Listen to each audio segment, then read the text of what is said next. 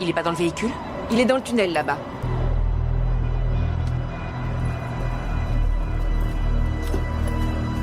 La victime est morte aux environs de 2h30. Son corps n'a pas été déplacé, autrement dit, il a été tué juste ici. Il a été amoché de tous les côtés, regardez ça. Pour commencer, j'ai relevé de nombreuses contusions sur la main gauche. Il a plusieurs côtes cassées, la mâchoire complètement déboîtée. Il présente aussi de nombreuses fractures crâniennes. Ces blessures en disent long sur l'intensité des chocs. C'est l'accident qui les a provoqués? Eh bien non, justement. Le légiste m'a confirmé que les blessures ont été portées à main nue. Tenez, regardez un peu sa gorge. Juste là. Vous voyez, il n'a aucune plaie ouverte. Par contre, il y a eu rupture des vertèbres cervicales et sa trachée... Je mets les pieds où je veux, Little John. Et c'est souvent dans la gueule.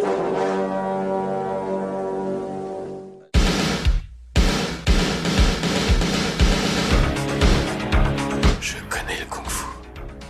Prouve-le-moi. 4e cap. Le petit dragon accroche sa proie. Et avec sa queue, il frappe. Bien joué. Mais une brique ne rend jamais les coups. Et bonjour à toutes et à tous et bienvenue dans ce 15e épisode de Hiking dans ton podcast, le podcast qui met les pieds où il veut et c'est souvent dans les oreilles. Et comme à l'accoutumée, mon poteau Seb m'accompagnera tout au long de cet épisode. Alors déjà, comment vas-tu mon cher Seb ? Salut les auditeurs, salut mon petit Jazz, bah, écoute ça va super bien. Je suis très content d'avoir fait cet épisode avec toi, de rentrer sur les griffes du dragon rouge. Même si on a senti que dans cet épisode-là, on était un petit peu mitigé, tout ça, mais on aime beaucoup ce film, hein, on tient à vous le redire ici. C'est juste un sentiment de frustration parce qu'on pense que ça aurait été encore plus énorme, malgré tous ces problèmes de production. Mais ouais, je suis très content qu'on refasse encore un nouvel épisode avec un acteur qui s'est fait attendre, hein, qui s'est fait désirer, on va dire. Un acteur qui s'est fait désirer et on va peut-être vous surprendre parce qu'on commence pas avec un de ses gros films, mais on va...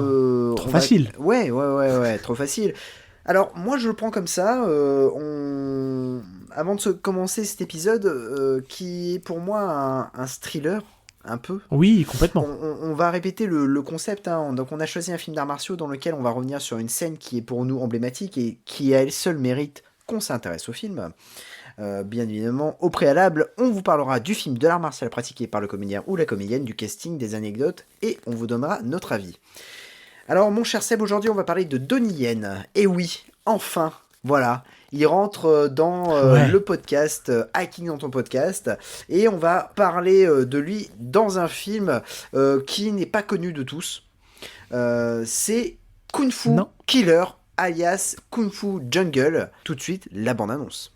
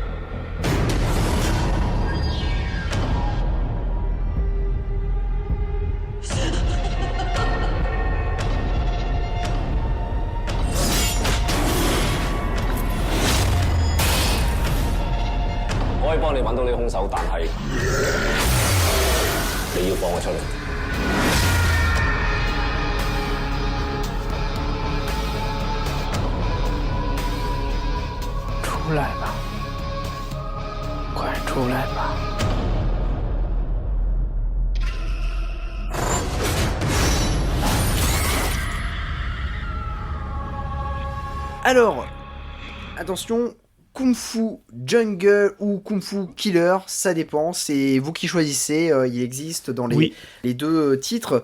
C'est un film en fait de Teddy Chan. Alors, on va mettre les pieds dans le plat. Teddy Chan, c'est un réalisateur qui a pas une grosse filmographie, enfin, il a une grosse filmographie, mais c'est pas que des bons films. Moi, en l'occurrence, j'ai vu un film avec lui qui s'appelle The Accidental Spy avec Jackie Chan, je sais pas si tu l'as vu, c'est un film qui se passe en Turquie. Non, j'ai pas vu.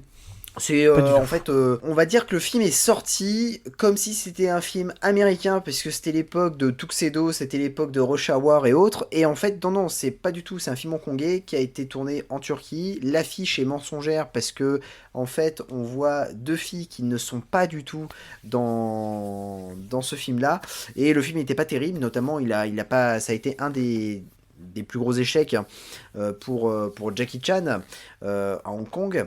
Et on va retrouver dans Kung Fu Jungle en fait Donnie Yen et Wang Baokang. Donc c'est un film en fait qui est sorti en 2014. Donc 2014, c'est entre Ip Man 2 et Ip Man 3. C'est un peu le le retour à Hong Kong de Donnie Yen. Hein. On en reparlera tout à l'heure de ça. Et c'est un film qui a pas vraiment marché à Hong Kong. Je crois que niveau dollar, le film a dû coûter 200 millions de yens, enfin non, de dollars hongkongais, pardon, ce qui représente à peu près 25 millions de dollars américains. Et au final, le film a rapporté 23 millions de dollars. Donc c'est pas, ça n'a pas été non plus un gros succès. Pour autant, le film, au fur et à mesure... C'est pas non plus un énorme flop. Ça n'a pas été un énorme flop. C'est quelque chose après qui a... Voilà, il a dû certainement se rattraper sur le marché de la VOD, oui. sur les droits qui ont été vendus, etc. Et puis il y a eu quand même son statut de film culte qui est arrivé petit à petit. Peut-être aussi par le fait que Donnie Yen ait eu une popularité en Occident. Et ça, je trouve que c'est aussi un déclic dans sa carrière. Je vous rembourserai la prochaine fois. La prochaine fois? Vous repasserez me voir. Il y a longtemps, je me suis battu avec le requin. C'est le surnom de ce fameux champion de boxe. Vous savez qui est le meurtrier? Oui, j'en ai une petite idée. Vous le connaissez? Pas en personne. Par contre, je sais ce qu'il prépare. Il va recommencer à tuer. Comment en êtes-vous sûr? On ne tue jamais quelqu'un lors d'une simple bagarre. J'ai déjà tué sans le vouloir, mais je ne me suis jamais enfui après. S'il avait voulu se venger, il se serait servi d'une arme. Il a prévu de faire un massacre à main nue. Je vais te laisser un peu driver cet épisode-là. On va partir dessus sur le synopsis. Est-ce que tu peux me... Ouais, alors juste avant, vas-y. Juste avant le synopsis, mon Jazz, si tu me permets, il faut savoir que vous le trouverez plus facilement sur le titre de Kung Fu Jungle. Je pense qu'il a été certainement renommé pour le marché français en mettant Kung Fu Killer. Parce que je sais pas, ça parle peut-être plus. J'arrive pas, on n'a pas trouvé de choses à dire de pourquoi ce titre et pourquoi renommer. Il y a un troisième titre. Kung Fu Jungle, Kung Fu Killer. Il y a un troisième titre qui s'appelle Last of the Best. Ouais, encore moins parlant. Mais il fait figure un peu d'anomalie, ce film. Parce que tu te dis, ça a l'air tout ripou, comme ça, là, tout pourri, pardon, je parle français. Et au final, on va le dire tout à l'heure, c'est plutôt une belle surprise. Parce que il tient essentiellement avec les deux acteurs que tu as nommés. Je ne me risquerai pas à prononcer l'autre nom de l'acteur, qui est un petit peu compliqué à prononcer. Mais on va suivre cette dualité entre Donnie Yen, donc pour faire le synopsis, qui va être amené à collaborer avec la police. En fait, il faut savoir que Donnie Yen, d'entrée de jeu, dans le film, ça nous place le décor, il se rend à la police. Et on ne sait pas pourquoi il se rend à la police. Il a commis un crime, il a tué quelqu'un, et il décide de se rendre à la police et d'aller purger sa peine en prison. Et passé ce passage-là, l'action nous projette 3 ans plus tard, où pendant que Donnie Yen est en prison, à essayer de mener un peu la vie d'un détenu modèle, il va voir à la télévision en fait le flash info qui va annoncer que une personne est décédée, et là tout de suite Donnie Yen va voir que quelque chose ne va pas. Il va comprendre quelque chose, et c'est à partir de ce moment-là qu'il va vouloir aller aider et collaborer avec la police, parce qu'en fait on a affaire à un tueur en série, pour vous pitcher un peu le high concept de ce truc-là, qui a décidé de cibler les experts en arts martiaux, les experts en kung-fu, et il va décider les uns après les autres de les défier dans leur propre style, de les affronter et justement de les battre. Et c'est forcément à chaque fois des combats à mort. Et forcément Donnie Yen étant aussi un expert en arts martiaux, va justement être amené à collaborer avec la police. Mais attention, tout n'est pas tout à fait clair. Est-ce que Donnie Yen ne cacherait pas un secret? Et j'en laisse volontairement ici. C'est un super teasing que tu fais. C'est vrai que encore une fois, c'est un film qui est peu connu. Hein. On vous spoilera pas, évidemment. Non, mais non, pas du tout. Parce que quand tu m'as sorti ce film-là, pour moi, c'est Kung Fu Killer. J'avais pas ça en tête. Il y a des films de Donnie Yen, je crois, il y a Flashpoint qui est sorti à cette époque-là. En fait, on arrive à une époque où Donnie Yen, après je vais te laisser parler sur la carrière, mais plus sur son art martial, mais sur la carrière de Donnie Yen, moi j'ai souvenir qu'à un moment donné, il y a eu Ip Man.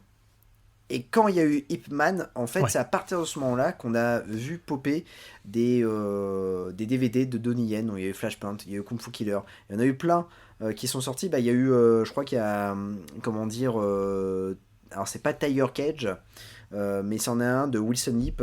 C'est Dragon Tiger Gate. Qui est sorti, et ça je me souviens, Oui, c'était c'est celui-là, ouais. dans Tout le à fait. marchand, chez le marchand de Oui, oui. journaux, il y avait le DVD. Et donc en fait, Donnie Yen, en fait, on le voyait un peu popper partout. Alors Donnie Yen, pour tout savoir, c'est en fait, à la base, c'est quelqu'un qui a pratiqué le tai chi, qui a pratiqué le taekwondo, mais ça tu en parleras mieux que moi. Mais c'est aussi quelqu'un qui était second couteau au départ. Second couteau, et Oui. pourquoi ? Parce qu'il y avait Jackie Chan, il y avait Jet Li avant lui, et petit à petit il va réussir à faire son trou grâce à des films comme Il était une fois en Chine 2, mais c'est surtout avec des films comme Tiger Cage ou Le Sens du Devoir 4 qu'il va se faire une petite carrière à Hong Kong, et du coup en fait ce qui va se passer, c'est que c'est un acteur après qui va avoir une carrière chez nous en vidéo, malheureusement, mais il va se faire une petite carrière à Hong Kong, et puis après à un moment donné en fait il va décider de prendre en fait la nationalité américaine. Alors il obtient sa nationalité américaine, la double nationalité en fait, à partir de 74 jusqu'en 2010, et donc du coup il va être il va commencer à faire des films américains. Je crois il me semble que j'avais sorti une blague avec TMDJC, mais bien évidemment il a joué dans Highlander Endgame, puisqu'il joue un immortel, un méchant immortel, et puis C'est son premier d'ailleurs. c'est son premier film américain. Il jouera aussi dans Shanghai Kid 2 aux côtés de Jackie Chan. Il va faire aussi Blade 2, et il fera aussi la chorégraphie des combats. Et puis à un moment donné, en fait, il va retourner à Hong Kong. Et c'est là, en fait, on va avoir une seconde carrière de Donnie Yen. Et c'est à partir de là que on va avoir, nous, les DVD qui vont sortir avec Donnie Yen. Et notamment, il y aura SPL, il y aura Dragon Tiger Gate. Et puis, il reviendra petit à petit aux États-Unis, notamment, en fait, dans John Wick 4, dans Triple X3 aussi, et puis dans Rogue One, Star Wars Rogue One, Et où ouais, il a j'aime bien celui-là. un rôle assez emblématique. Il faut dire aussi qu'il n'est pas très aimé à Hong Kong. C'est un acteur qui a beaucoup, surtout actuellement, il est vraiment dans la polémique. Pourquoi ? Parce qu'il est très proche du gouvernement chinois, et donc il est pas très aimé, notamment quand aux Oscars, en 2023, il y avait une pétition qui avait été levée contre lui pour pas qu'il remette un prix, parce que tout simplement il avait dit que les émeutes, que les manifestations à Hong Kong, c'était pas des manifestations, c'était des émeutes. Ouais, il est très corporate au vu de son pays. Oui, ouais, ça, mais c'est comme clair. Jackie Chan, voilà. Mais j'ai l'impression que on pardonne plus facilement à Jackie Chan qu'à Donnie Yen. Mais encore une fois, on est toujours dans le même débat, hein, entre les deux. Mais, Ouais. pour autant, voilà, c'est un acteur qui est pas très aimé. Et pour autant, ses films cartonnent de plus en plus. C'est un truc de fou. Quand tu as Raging Fire, qui a été un immense succès à Hong Kong, et là dernièrement en fait il a réalisé, alors je sais pas si c'est son premier film, en tout cas il a réalisé un film qui sortira. J'ai vu la bande-annonce et je sais de quoi tu vas parler. Ouais, c'est Sakra, la légende des demi-dieux, qui a l'air plutôt pas mal, ouais. Ouais, ça a l'air cool. Ça a l'air très, très ça a l'air vraiment cool. J'ai vu la bande-annonce de ce truc-là. Ça a l'air un peu un peu what the fuck, parce que j'espère que ça va suivre au niveau des effets spéciaux, mais ça a l'air vraiment très cool. Je vais juste rebondir quand même sur la carrière de Donnie Yen, quand même. Il faut savoir que c'est quelqu'un, c'est un monstre de tournage. Il est capable des fois de faire 2 voire 3 films par an, des fois 4. C'est assez fou. Franchement, c'est un mec qui n'arrête jamais. Je pense que il ne fait que tourner. Alors des fois, c'est pour le bien et le moins bien. Hein. C'est très très compliqué d'avoir vu toute la filmographie de Donnie Yen. Hein. Je pense qu'on pourrait en faire rien qu'un podcast, rien consacré à lui, et on s'enchaînerait tous ses films. Je pense qu'on aurait de quoi s'occuper, parce qu'il a beaucoup beaucoup tourné. Et tu le dis, en fait, il a eu une petite période américaine. Il continue des fois à tourner dans les films américains. Mais c'est vrai que il y a eu, et c'est vrai que j'ai fait ce lien-là en regardant un petit peu sa filmo et forcément en le mettant en opposition à Jet Li, parce que pour moi ils sont exactement sur la même cible du marché. Tu vois ce que je veux dire, du film de combat. et du film de baston. Bon, Jet Li a une plus grosse période américaine, mais tu vois, dans les années 2000, milieu des années 2000, Jet Li a annoncé sa maladie, qui était connue, et il a commencé à se mettre en retrait, à moins tourner. Et en fait, je pense que à ce moment-là, Donnie Yen a récupéré un peu la place de Donnie Yen. Non, c'est vrai. Alors je recommence, excuse-moi. Donnie Yen a récupéré la place de Jet Li, donc du coup, il a pris cette place vacante, ce qui lui a permis après d'exploser et d'aller récupérer des rôles qui étaient peut-être destinés à la base à Jet Li, que lui a récupéré, parce que ils sont un petit peu dans le même esprit, ils ont un peu le même parcours, ils ont quasiment le même âge, hein. Peut-être que Donnie Yen est un peu plus jeune, mais ils ont quasiment le même âge, et c'est vrai que il a une filmo, on va dire, post-année 2000-2010, qui est assez incroyable quand même. C'est que des films... la saga des Ip Man, elle est juste assez fou. Tu parlais de Raging Fire, il y a quand même pas mal de bons films à se mettre là-dedans. Il y a des belles surprises, notamment le film qu'on parle aujourd'hui. Mais moi, comme je te dis, j'ai vraiment toute sa période vraiment plutôt années 80-90, où il a quand même pas mal de très bons films. Et notamment, il a collaboré avec le grand Yuen Woo-ping, hein, on en parlait justement dans un épisode. Et là, il a fait quand même de grosses masterclass, notamment, j'ai très hâte d'arriver au Sens du Devoir 4, j'y suis pas encore, mais j'ai vu quelques scènes de baston, et ça a l'air très prometteur. Pour moi, c'est le meilleur de la saga. C'est assez fou. Et il a vraiment une belle filmo, mais encore une fois, assez contrastée par des énormes purges, parce qu'il a aussi des trucs très très moyens. Mais par contre, c'est un dingue du combat, quoi. Il adore ça, quoi. Moi, je suis très curieux parce que il a sorti un film en 2020. Alors, quand j'avais vu alors j'ai vu la bande-annonce et j'ai vu le réalisateur. Donc, c'est Wong Jing, hein, qui le réalise. Alors, tu parles de Mulan ? Alors, j'ai vu Mulan. J'ai vu Mulan, qui était une catastrophe, mais bref. Non. Est-ce qu'à un moment donné, il fait accrochons l'exercice pour les faire, Léa. J'ai foiré le début, mais vous avez capté la ref. Ah bah oui. Parce qu'on est d'accord qu'il joue il joue ce rôle-là, non ? Parce que je l'ai pas vu moi le film. Oui, alors il me semble, oui, c'est ça. Il joue. Alors il n'y a pas de love interest par rapport à Mulan, le dessin animé. Oui. Mais oui, il joue. Il joue le personnage qui est. Je sais plus comment il s'appelle, qui n'est pas le love interest, mais qui est de Mulan. Et c'est Jason Scott Lee qui joue le méchant. Non, il y a un autre... Ah ouais, incroyable. C'est assez fou. Je savais pas. C'est incroyable quand tu te dis qu'ils ont foutu 200 millions de dollars dans ce film-là, c'est fou. En plus, il y a un casting. C'est dingue. Dingue. Non mais 200 millions de dollars et puis en plus t'as Jet Li qui joue dedans. Enfin, c'est quand même canon. Bon. Jet Li dans Mulan. Ouais, il y a Mulan il joue l'empereur. Ah ouais, putain. Ah non, mais il y a un casting de malade. Hein. Incroyable. Un gros casting. Hein. Mais bon, voilà, c'est un film que je préfère abandonner.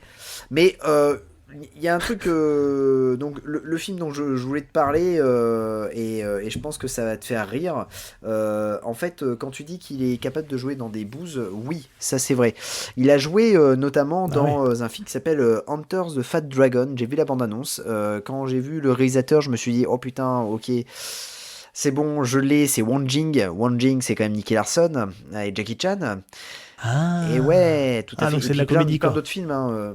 Ouais, c'est de la grosse comédie. C'est pas là où il joue il a un costume de gros. C'est ça, tout à fait. Ouais, j'ai vu les making-of de ce truc-là. J'ai pas vu le film, mais pour le coup, le making-of avait l'air assez ouf. Je me dis, le film a l'air cool.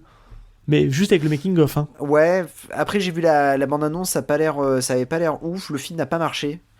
Alors après, mais il a l'air de s'être bien marré sur le tournage en tout cas. Hein. Oui, tout à fait, a priori. Et puis c'est fou quand tu regardes la carrière de Donnie Yen. Il y a un truc aussi hyper important. Il va tourner avec les mêmes réalisateurs. Oui. C'est-à-dire que dedans tu vas retrouver du Wilson Yip, dedans tu vas retrouver du Wong Jing, et je trouve que c'est ou du Yuen Woo-ping, et je trouve que c'est un acteur qui est fidèle, et c'est des réalisateurs qui peuvent aussi le mettre en valeur. Alors peut-être pas un Wong Jing. C'est compliqué que Wong Jing mette en valeur un acteur. Bon, attention, je risque de me faire taper dessus, mais voilà, moi, le Nicky Larson de Jackie Chan, je suis pas fan du tout. Après, c'est un acteur, faut bien penser qu'il a besoin de manger aussi à la fin du mois. Donc je pense qu'il doit y avoir quand même pas mal de films dans sa filmo où tu te dis qu'il a quand même pas mal cachetonné, tu vois. Il est venu là pour prendre le chèque et après il fait le taf, hein, parce que Donnie Yen, ça reste un bon soldat qui se donne à fond dans ce qu'il a à faire. Mais voilà, après, il y a du bon et du moment dans sa carrière. Et clairement, Kung Fu Jungle, Kung Fu Killer, on va y revenir tout à l'heure, juste après qu'on ait parlé de son art martial. Ça fait office un peu de belles surprises dans ce torrent de films qu'on a eu dans cette décennie-là, quoi. Je pense qu'il y a au moins 20 films, quoi, 25 films dans cette décennie, quoi. Facile, hein. Les épaules avec les cuisses, les coudes avec les genoux, les mains avec les pieds. Nos mains renferment une force inouïe. On ne se sert d'une arme qu'après avoir maîtrisé les prises. Une arme est une extension de nos membres, et quand un homme ne fait qu'un avec son arme, son cœur ne fait qu'un avec son esprit, sa force et son énergie. Yin à l'intérieur, Yang à l'extérieur. Notre énergie se construit de l'intérieur. Il est important de ne sauter aucune étape. C'est quoi ce charabia? Je n'ai jamais eu besoin du kung-fu pour résoudre mes enquêtes. Je doute que les arts martiaux fassent avancer les choses. Donnez-moi une raison valable de vous faire confiance, et après on verra. En termes d'arts martiaux, qu'est-ce qui vaut Donnie Yen? Oh bah il est pas ouf, hein. Voilà, résumé. Non, je déconne. Attendez, on se calme les gens là. Je vous entends, hein. Je vous entends là derrière là. Oh, on se calme, on se détend. Hein. Bon, déjà, c'est un mec qui a quand même certaines prédispositions. Parce qu'il faut savoir déjà que il est issu d'une famille où ça pratique les arts martiaux. Donc, il baigne dedans assez jeune. Et on sent que déjà, il a un ADN, on va dire, prédisposé pour faire des arts martiaux. Bon, c'est un mec. Alors, j'ai envie de dire, c'est encore une fois, c'est très compliqué de résumer en fait l'art martial de Donnie Yen, parce qu'un peu, j'ai envie de dire, c'est un peu le pendant asiatique de Michael J. White, dans le côté un peu touche à tout. C'est un mec, il a tout essayé, quoi. C'est voilà, il a fait du kung-fu, il a travaillé au Wing Chun, bah évidemment, hein, il a bossé sur Ip Man, donc forcément, bah fallait qu'il se mette au Wing Chun, du taekwondo. Enfin, c'est quelqu'un de très complet. Et dans la manière de se battre, et on va en parler justement dans le film, notamment, on voit qu'il est capable d'aussi bien se combattre point-pied, les clés, il utilise tout ce qui est accessoires, il les utilise aussi, que ce soit le gun, l'espèce de grand bâton en bambou là, les épées, enfin bref, il est hyper complet. Et en fait, on comprend assez vite parce que il va assez vite faire part. Donc là, volontairement, aujourd'hui, on va rester assez généraliste sur Donnie Yen. Et puis après, quand on abordera d'autres films où il est plus spécifique dans un art martial, on reviendra là-dessus. Parce qu'en fait, dans ce film-là, on nous dit en fait que c'est un expert en kung-fu, clairement. Mais on voit que dans sa manière de combattre, il y a un peu de tout. En fait, Donnie Yen va très souvent déclarer son amour au mixed martial art ou MMA. C'est un grand fan du UFC. Voilà, il adore l'UFC. Et forcément, dans sa manière de se combattre, on sent que le mec mixe tous les arts martiaux. Il s'est essayé au jiu-jitsu, il s'est essayé... il a fait du kickboxing. Il a fait énormément de choses. Et ça se voit. Parce qu'il a réussi à digérer un peu tout ça et à nous le retranscrire, en fait, visuellement. Et c'est vrai que moi, j'ai toujours entendu dire que Donnie Yen, c'était un peu un grand frustré de ne pas avoir fait de la compétition à haut niveau. Je m'entends. C'est-à-dire qu'en fait, il a passé toute sa frustration, entre guillemets, des arts martiaux qu'il n'a pas pu faire en compétitif, dans l'arène, etc. Et en fait, il nous le retranscrit à l'écran. Et c'est vrai que Donnie Yen, en fait, quand on le voit se battre à l'écran, on a vraiment l'impression qu'il tape bien, quoi. Il y va sévère, quoi. Hein. Il y va pas à moitié. Il lui met une énergie assez maboule. Et c'est vrai que pour avoir eu quelques petits retours de certains co-partenaires avec qui il s'est fighté, notamment Scott Adkins, qui en parle sur Ip Man 4, qu'il a adoré sparer avec Donnie Yen. Il explique que le pépère, il fait pas semblant. Hein. Quand il met les coups, il envoie, et puis il expliquait qu'il avait pris des coups. Après, Scott Adkins, ça a l'air d'être quelqu'un d'être une bonne patte, qui a pas de problème à laisser son ego de côté, et qui est là juste pour le fun, et comme c'est un énorme nerd des arts martiaux, il aime aussi beaucoup apprendre de ses partenaires, d'arts martiaux. Et c'est vrai que ouais, voilà, c'est vrai que Donnie Yen, on sent que s'il avait pu faire à un moment donné dans sa vie, malheureusement, je pense que ça n'a pas pu se faire, pour quelle raison, je sais pas, j'ai pas suffisamment creusé le sujet, mais en tout cas, on sent que s'il avait pu faire un peu de la compétition et aller se foutre sur la gueule avec des gens dans un vrai ring, avec du chaos et compagnie, je pense que ça aurait pas été pour lui déplaire, quoi, en tout cas. Donc c'est vraiment quelqu'un qui, je trouve, qui a un art martial très propre. Il a des pieds, enfin il envoie les jambes vraiment bien, enfin et puis c'est quelqu'un qui arrive à dégager une puissance à l'impact qui est assez phénoménale quand même. Moi j'aime bien, c'est la facilité en fait, mais après c'est le réalisateur aussi qui fait le taf. Et mais je trouve qu'il y a une certaine légèreté, tout en étant violent. Je trouve que en fait à chaque fois ces combats sont hyper bien rythmé. Alors je sais qu'il participe énormément aux chorégraphies des combats, Ouais. notamment il va recevoir un prix pour Kung Fu Jungle Complètement. en 2015 pour la meilleure chorégraphie d'action au Hong Kong Film Award. Mais c'est quelqu'un, ouais, c'est toujours bien chorégraphié, c'est toujours dynamique, toujours hyper propre. C'est-à-dire que les coups sont visuels, c'est pas brouillon, c'est vraiment chaque coup est distinct, et ça j'adore. Et j'adore regarder un film avec Donnie Yen pour ça. Donc je trouve ça vraiment incroyable ce qu'il fait. Et dans ce film-là, précise-le, il a 50 balais. Ouais, il a 50 balais. Il ouais. a 50 Ah ouais, balais. ouais. Et il est incroyable. À 50 ans, arriver à être aussi... Alors déjà, il fait pas son âge, aussi, un peu, ça aide. Non, Il il fait fait pas plus son une âge. quarantaine, plus qu'une cinquantaine. Et puis, il envoie sévère. Alors, on n'arrive pas trop à voir dans le film s'il est doublé. Je pense qu'il est un peu doublé par moment. Il y a du combat un peu câblé, ça c'est sûr. Mais il est quand même incroyable à 50 balais d'arriver à sortir, à proposer ce qu'il nous propose. C'est assez fou quand même. Hein. Et c'est encore une fois, on rappelle, entre Ip Man 2 et Ip Man 3. Donc Ip Man 3, Ouais. assez ouf. Ip Man 4, assez dingo. Et il arrive encore même à 60 balais à nous proposer des trucs quand même assez maboules quand même. John Wick 4, alors je sais que beaucoup n'ont pas aimé le film. Je trouve que son personnage est quand même assez dingue. Et il vole la vedette à Keanu Reeves. Il paraît qu'il y a un autre mec qui vole aussi la vedette. Mais j'ai toujours pas vu ce film. Encore une fois, j'attends un peu. Voilà, j'attends que la hype redescende et je veux me le regarder en ayant un peu oublié les retours pas forcément très bons sur ce film. Mais voilà, on est en 2024, j'ai toujours pas vu, mais j'attends le bon moment quand je serai disposé pour le voir. Je ne pensais pas que Hong Yip se ferait tuer. Depuis mon arrestation, bien des choses ont changé. Si on revient encore les mains vides, ils vont pas se gêner pour me muter. Quant à vous, eh bien, vous retournerez en prison. J'espère au moins qu'avec les indices qu'on a, on réussira à retrouver Fung avant qu'il ne recommence à tuer.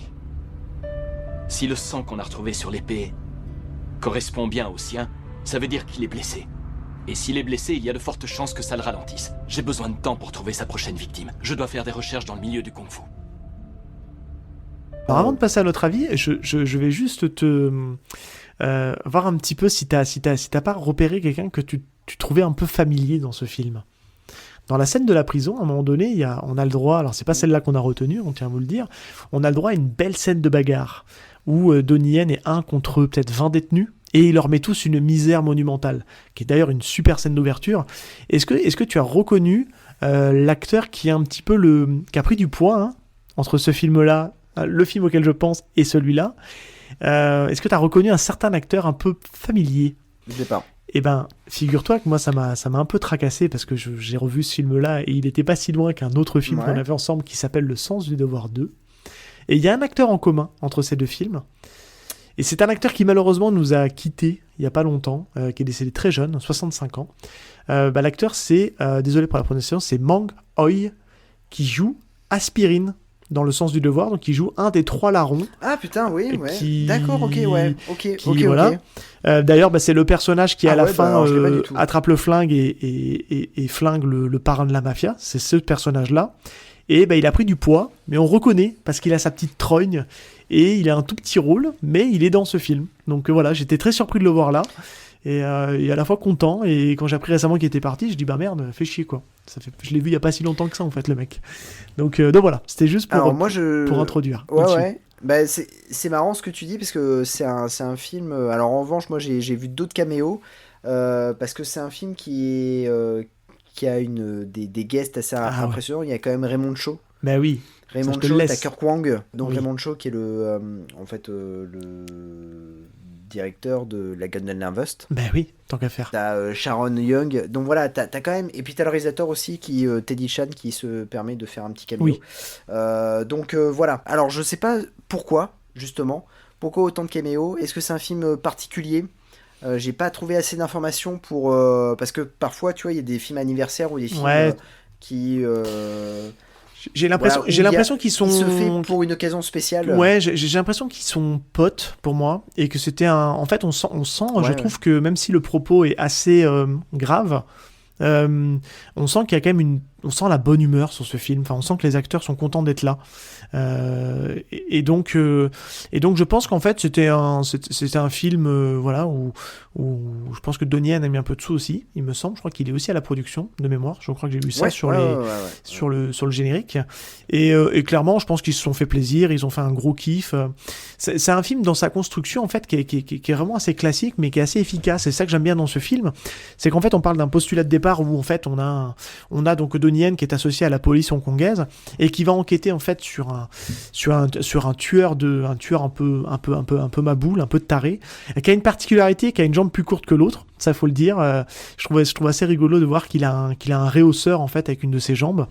Et pour autant, c'est un expert en arts martiaux qui veut absolument, comme je disais, défier en fait tous les maîtres en arts martiaux. Donc ça va donner lieu en fait à des putains de scènes de combat. Il faut le dire. Les scènes de baston sont juste dingues. Et comme je disais, il va aller les défier dans leur point fort. Donc on va avoir un spécialiste des poings, on va avoir un spécialiste de la boxe, un spécialiste des jambes, un spécialiste du sabre, etc., etc. Je crois qu'il y a quatre experts en arts martiaux. Et évidemment, et ça on va garder un peu de suspense pour ça, mais vous le devinez un peu, ça va se terminer avec l'affrontement entre Jet Li et forcément le fameux tueur en série. Mais ce que j'aime bien en fait dans ce film-là... Alors, c'est toujours pas Jet Li. Ah, je vais pas y arriver, hein. C'est toujours pas Non, Jet mais Li. tu sais, c'est un lapsus, hein. Non, mais c'est vraiment un lapsus, je suis désolé, auditeur. C'est un Donnie Yen, je sais pas pourquoi je dis Jet Li. Enfin, bref, tu vois, c'est. Bref, voilà. Désolé. Et tout ça, donc, comme je disais, pour terminer sur cet affrontement entre donc Donnie Yen et donc le méchant de l'histoire. Mais on va pas vous dévoiler parce qu'il y a une certaine connexion entre ces deux personnages-là. On va vous laisser un peu le découvrir. Mais ça reste un découpage assez classique, mais efficace. Le film fait 1h30, 1h45 de mémoire, je crois. Je veux pas dire de bêtises. 1h40, ouais. Il est bien rythmé. 1h40, ouais. Il a quelques petites longueurs, je dois reconnaître. Les longueurs sur toute la partie où on essaie de justifier un peu le background du méchant de l'histoire, elle est un petit peu pompier, un petit peu lourdingue. C'est pas tout le temps très malin, enfin c'est pas tout le temps très... Ouais, c'est pas très habile tout le temps. Mais c'est un film qui va à 200 à l'heure. Les scènes de bagarre sont assez dingue. Donnie Yen, il y met beaucoup de sa personne. Et c'est un film qui passe super bien. Et je l'avais vu une première fois, je dis, boah, c'est quoi cette tuerie? Parce que franchement, ça a une petite claque quand même. Hein. Ce film est très énergique. Et puis à la revoyure, j'ai trouvé ça toujours aussi cool. J'ai donné juste un tout petit bémol. Voilà. T'as annoncé tout à l'heure 25 millions d'euros de budget. Alors je sais pas dans quoi ils sont passés. Parce que comme le bémol, c'est qu'il y a des fois des petites incrustations de CGI qui sont un petit peu dégueulasses. On va se le dire, c'est pas tout le temps très très beau. On a une photo qui est pas tout le temps super jolie. Et on sent que c'est un peu cheap dans certains décors. Donc c'est peut-être le petit bémol, mais on est là pour la bagarre. Et en termes de bagarre, vous allez être servi parce que c'est un film qui est extrêmement généreux en bagarre. Moi, je vais te donner mon avis sur le film. C'était une totale découverte. Hein. Je connaissais pas. Alors, quand tu m'as dit Kung Fu Killer, en fait, ça me disait rien. Quand j'ai vu l'affiche, je me suis dit, ah ouais, j'ai vu l'affiche et j'avais vu quelques extraits. L'affiche fait pas rêver, faut le dire. Hein. L'affiche, elle est vraiment cradingue. Non, ouais. Elle est pas ouf. Hein. Ça, c'est pas vendeur, hein, vraiment. Hein. Mais ouais, non, c'est pas vendeur, mais j'avais vu quelques extraits à l'époque sur YouTube, sur des scènes d'arts martiaux. Et franchement, j'ai passé un bon moment. Alors, c'est pas comment dire, c'est une bonne découverte. Après, c'est pas le Donnie Yen que je conseillerais en disant ouais. Ah non. Regardez ce Donnie Yen. Mais c'est là on fait durer le suspense. Mais ça reste un bon Donnie Yen. C'est un Donnie Yen mineur, un peu tardif, mais qui vaut le détour parce que la bagarre elle est cool dedans. Ouais, puis la bagarre, tu vois l'âge de Donnie Yen, tu te dis waouh, quand même, à 50 balais il fait ça, c'est incroyable. Il fait un peu du Hitman dans sa manière de se battre. Je pense qu'il doit se faire doubler aussi par moment, mais dans l'ensemble, c'est quand même assez incroyable. Ouais. C'est quand même canon. ce qu'il arrive à faire. Les scènes sont bien chorégraphiées, vraiment très bien chorégraphiées. Alors oui, le CGI, ça pue. Ouais, il y a des longueurs. C'est un peu mou du genou parfois, mais ça reste quand même un super, un très bon film, très satisfait de ce visionnage. Et c'est dommage, le seul truc que j'ai trouvé dommage par rapport à ça, c'est que c'est comme si le film était sorti, et puis voilà, tu vois, il est dans la filmographie, et c'est dans ce sens-là que je dis mineur que... aussi. Ouais, bien sûr. Il est entre deux Hitman, et on va dire que le Hitman 2 est juste incroyable. Moi, j'aime beaucoup le 3. Et en fait, c'est grosso modo, il faut le prendre, si on le reprend dans la chronologie, c'est pour contenter en fait la fin du fanbase de Donnie Yen, pour patienter entre deux Hitman, parce qu'on savait qu'il y avait ces Hitman. Donc lui, pareil, il a été un peu cachetonné. Celui-là, on peut pas trop dire qu'il cachetonne, parce que c'est un film qui est quand même très très correct. Et je suis d'accord avec toi, s'il n'y avait pas les scènes de bagarre, s'il n'y avait pas autant de scènes de baston et qu'il n'était pas autant énergique, les dialogues sont un peu moyens, c'est un peu du remplissage par moment. Je suis d'accord, c'est pas tout le temps très très fin. Voilà, les flics sont un peu cons dans ce film. Donc voilà. Mais pour autant, je te dis, voilà, ça castagne sévère et c'est vraiment cool pour ça, quoi. Ouais, non, c'est vraiment cool. À noter aussi, il y a un truc qui est assez cool. C'est la BO du film. Je trouve que la BO du film est plutôt sympa. Et c'est Peter Kam qui signe la BO. Alors Peter Kam, c'est qui ? C'est le compositeur de films comme Mr. Cool. Voilà. Ah oui. Comme Espion amateur. Ouais. Bodyguard et assassin. Alors, ouais. Donc, t'as d'autres bons films à citer comme ça, là ? Parce que pour l'instant, tu me fais pas rêver. Non mais... tu sais qu'on y arrivera à Mr. Cool. Ah non, s'il te plaît. Ah bah si, on y arrivera. C'est celui où Jackie Chan, il fait de la bouffe, là ? Ouais, il est présentateur télé, ouais, tout à fait, ouais. Oh et non. Il se bat contre Richard Norton. Encore une fois. Oh non. Ouais. Je crois qu'il y a, comment dire... il s'occupe aussi d'une saga, alors je ne sais pas ce que c'est comme saga, mais je sais que Donnie Yen fait un caméo dans cette saga-là. C'est Golden Chicken, voilà. C'est une grande saga à Hong Kong qui cartonne. Et donc, il me semble que c'est une trilogie. Et Peter Kam a composé les partitions de Golden Chicken 1 et 2, voilà. Et Donnie Yen fait un caméo dans le 3. Attends, excuse-moi, il y a les astres qui s'alignent. Je suis désolé, je suis obligé de... Parce que tu me parles de Mr. Cool, évidemment, je l'ai vu, mais il y a très longtemps, et je me dis, bon, je vais me rafraîchir les mémoires, je vais regarder un petit peu le casting. Est-ce que tu sais qui y a dedans encore ? Et attention, l'univers est connecté. Tu as vu une Mr. actrice Cool, encore en commun y a pas qui traîne là ? Si ? Non ? Tu l'as ou tu l'as pas ? Ah. Eh ben ouais, il y a Gabriel Fitzpatrick. Ta Dulcea de Mighty Morphing. Ah purée. Apparemment, elle est dans le film. Oh mon dieu. Elle joue. Oh là là. En tout cas, elle est au casting. Je la vois au casting. Ouais. Excellent. Putain, ce podcast. Bon, il va falloir qu'on en parle, quoi. Grosso modo, c'est pour pas traiter un bon Jackie Chan, on va prendre un Jackie Chan. Bah, après, je me souvenais même pas que c'est Samung à la réalisation, tu vois. Donc, ça redonne peut-être un petit peu d'intérêt pour me dire, on va peut-être leur laisser sa chance. Mais je sais qu'à l'époque, j'avais pas trop kiffé, quoi. On s'égare. Enfin bref, on s'égare. Bon, du coup, on va passer à la scène que l'on a choisie. Alors, quelle scène on a choisi, mon cher Seb ? Alors là, par rapport à la semaine dernière, on manquait un peu de scène de la semaine dernière par rapport à 15 jours quand on a fait donc les Griffes du Dragon Rouge, où on n'avait pas grand-chose à se mettre sous la dent. Là, pour le coup, il y a vraiment de quoi faire. Il y avait beaucoup de candidats sérieux, mais il y en a quand même une qui se dégage et qui est quand même assez maboule. Bah, pour le coup, pour une fois, c'est la scène de fin. C'est le combat final que tout le monde attend entre Donnie Yen, et pas Jet Li cette fois-ci, j'arrête pas de faire des lapsus depuis tout à l'heure, et donc du coup le grand méchant de l'histoire. Encore une fois, vous m'excuserez, dans cet épisode-là, je n'ai pas pris de risque à citer les noms, mais grosso modo, le personnage de Donnie Yen, c'est Aomo, et Fong Yu-so, le méchant. Donc c'est forcément donc les deux acteurs que tu as expliqué au départ, qui vont donc s'affronter, et j'aime bien parce que le cadre est génial. Le cadre, c'est sur une autoroute. Voilà, enfin c'est sur une voie rapide où forcément il y a de la circulation, il y a des bagnoles, il y a des camions qui circulent, et cette scène-là, je l'aime bien parce que déjà t'en as pour ton argent, elle dure 7 minutes de tatane. Enfin, je veux dire, si tu veux du contenu Donnie Yen qui se met sur la tronche et qui va à fond, enfin t'en as pour ton argent. Et grosso modo, elle est découpée en 3 phases.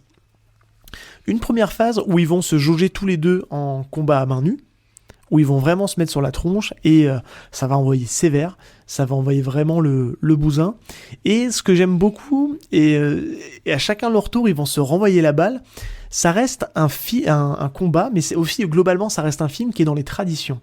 Parce qu'en fait, il faut le dire, on a un tueur qui est complètement taré, qui veut aller déglinguer les maîtres des arts martiaux, mais il reste quand même dans le respect de l'art martial. Tu vois, il est vraiment là pour montrer sa valeur, pour prouver au monde que c'est lui le meilleur. Et dans ce combat-là, c'est aussi ce qui va se passer. Il y a un moment donné dans la scène, quand ils sont dans le combat à main nue, il y a le personnage du méchant qui est sur le point de se faire bouler par un camion, et Donnie Yen le rattrape et le ramène contre le camion. Il laisse passer le camion et ils continuent leur fight à main nue.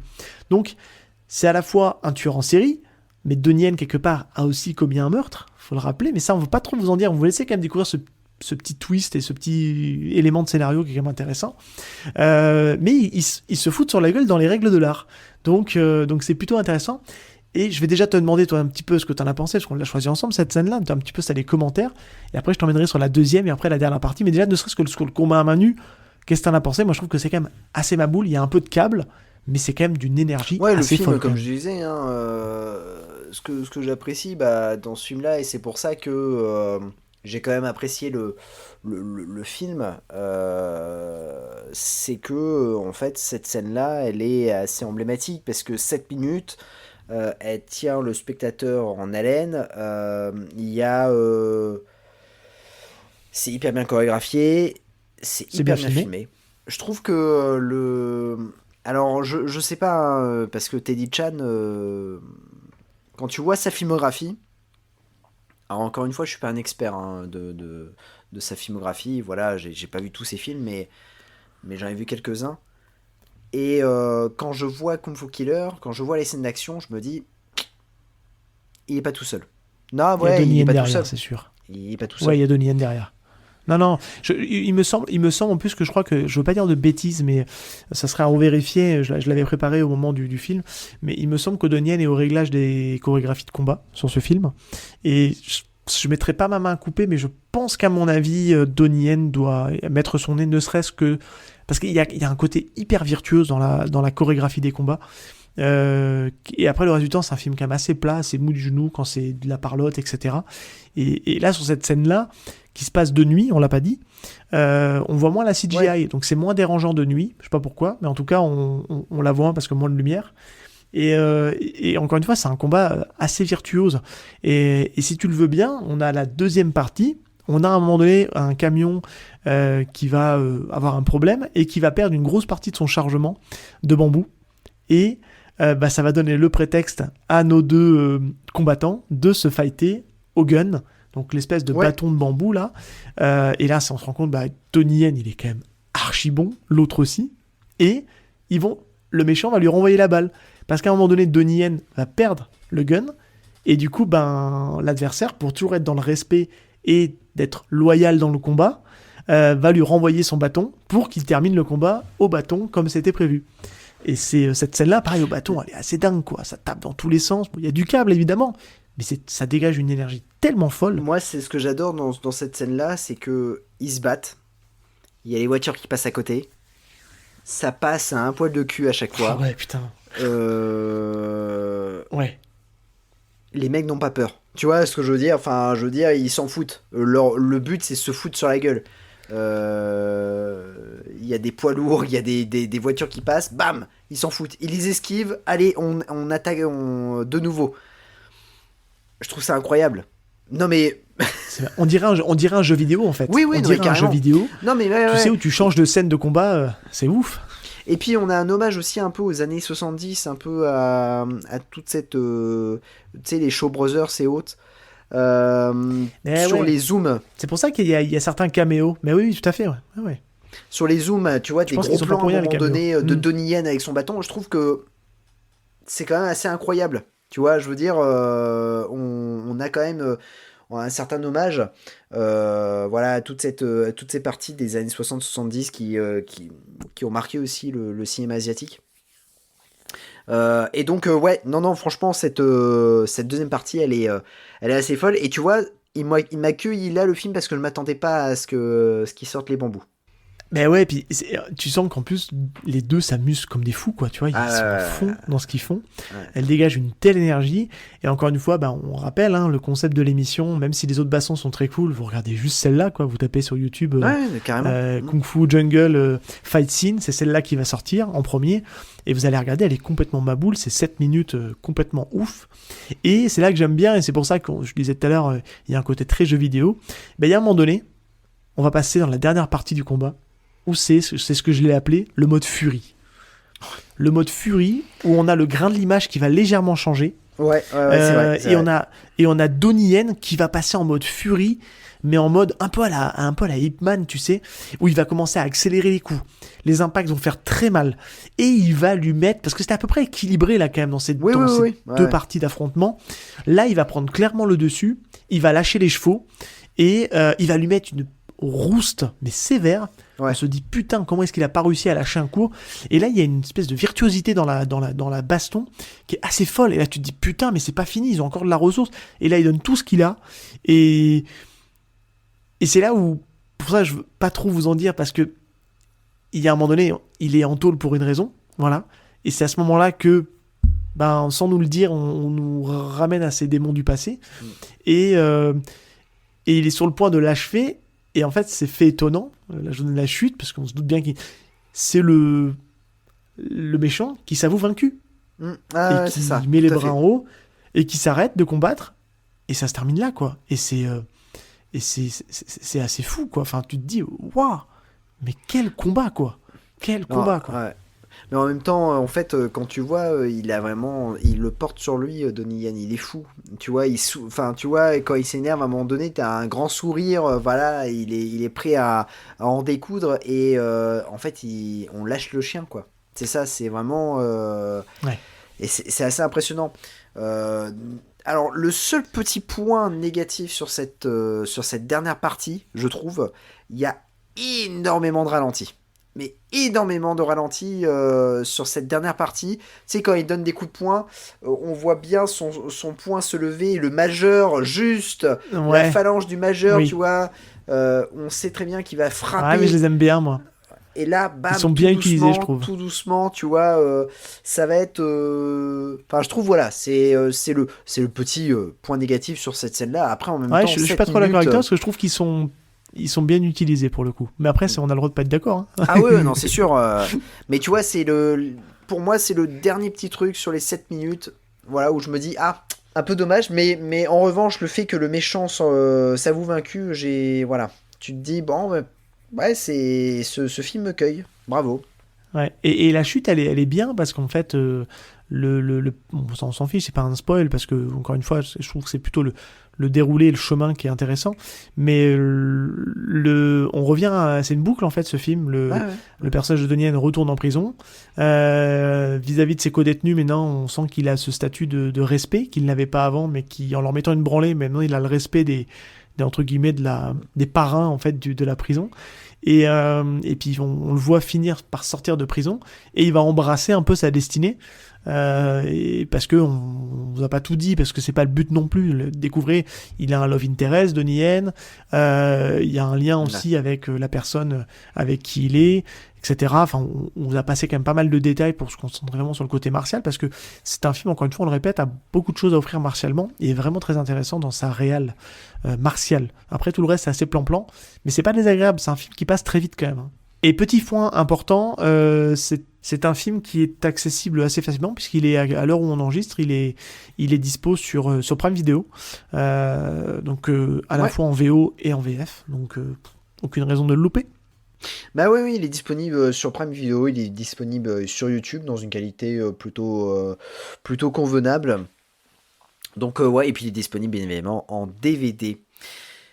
Eh bien très bien mon cher Seb, nous avons fini ce 15e épisode de Haki dans ton podcast, et tu vois, j'aborde un sourire, parce que le 16e épisode, c'est l'épisode Nanar. Et oui, déjà. Et là, c'est moi qui t'ai découvert un film. Et c'est ça qui est beau. Ouais, et j'ai hâte, en vrai, blague à part, j'ai très hâte, parce que ça va aussi faire la connexion avec un épisode que tu as fait. et j'étais Oui, pas là. tout à fait. Donc on donne un indice aux auditeurs. Avec un acteur culte, on peut le dire aussi. Oui, Un oui, acteur, tout à fait, ouais.